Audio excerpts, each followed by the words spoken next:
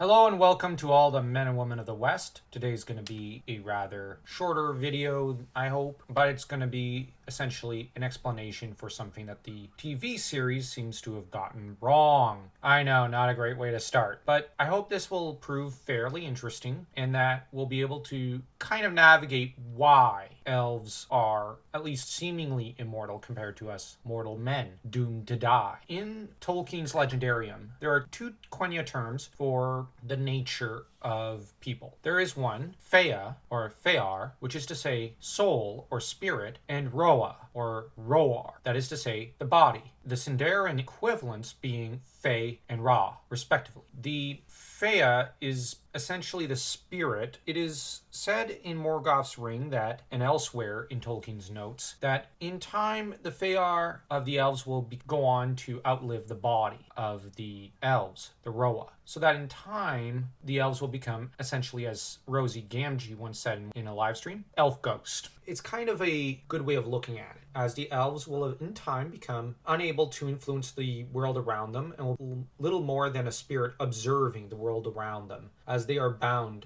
to Arda. As to the Roa, the bodies of the elves, the Roa, is longer lasting than that of mortal men. It is also immune to disease, and generally doesn't stagnate like ours. The elves have a lot more in common in terms of their Fea, in some ways, to the Valar. Now, the Valar could incarnate themselves, because they are pure Fea, into Roa. That is to say, incarnate themselves into bodies, creating for themselves kind of a container. And this container, or body, could then be used to interact with the mortal realm. But you have to bear in mind that the Valar are basically the authors, in a way, the co-authors with Iluvatar of the story of Middle-earth. That is to say, what is happening in the world. So that the Valar, in order to interact, have to take on mortal shape eventually. A good case in point is Olorin, or Gandalf, or Mithrandir, as he is also known. Olorin had to create for himself a body, that is to say, the physical embodiment that we know him as. And this body looked like that of an old man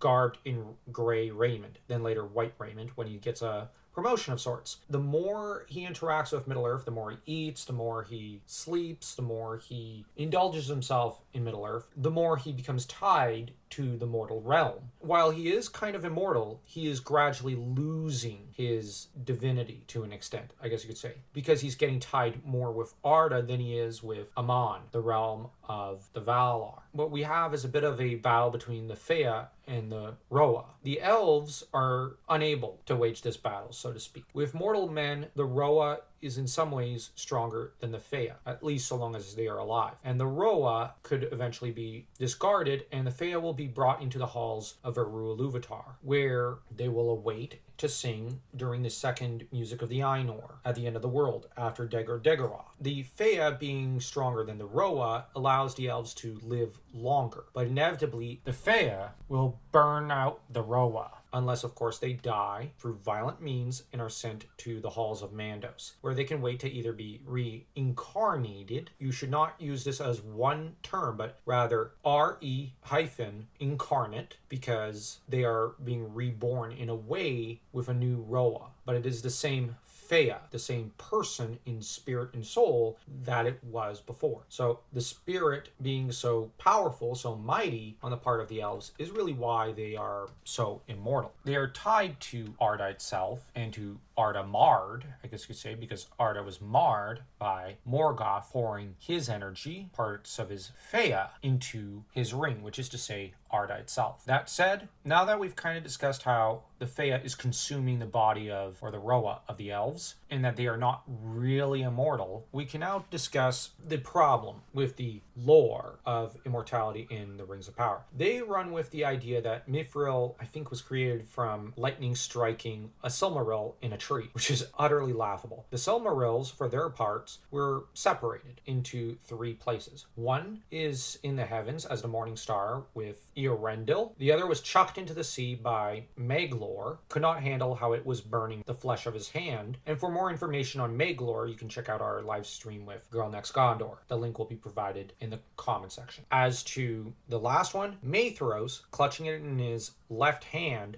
dived into a volcano so that ultimately the idea is that the Silmarils are now represented by elements of fire, water, and air, classic elements in a lot of mythology and literature. So this is a very key point between the three. So lightning could not have struck the three unless it were to hit Eorendil in the heavens, but I doubt it would really affect him too much. And then we get the mithril bathing, which is utterly laughable. Likely even the elves would not survive such a process due to the metallurgical poisoning that would take place. It's like a mercury bath. That would be my best guess as to how it might affect a human being. It would not be healthy for you. It would not be wise. And the elves, I think, would be similarly affected as mortal men. It would not grant them immortality. It might just do the opposite, permanently damage their Roa, and thus they would die and be sent to the halls of Mandos to await a new Roa, a new body. Quite to the contrary of this weird metal bathing thing that the Rings of Power brought up, which is very funny. The elves don't do that at all. They have no need to recharge, so to speak, because there is no recharging for them. They're doomed never to recharge. The only way to find succor from their increasing weariness is by journeying west to Aman. I hope this video was informative and that it helped better explain some of the logic of how the elves and their biology and their spirits work, and that it helped clarify a key plot point that Rings of Power did not do correctly and that they might have confused people about. I hope that this will also encourage you to read more about Tolkien's notes, that if you enjoyed this video, you'll feel free to hit that like and that subscribe button as though you were Eru Iluvatar bringing down judgment upon the arrogant Númenóreans.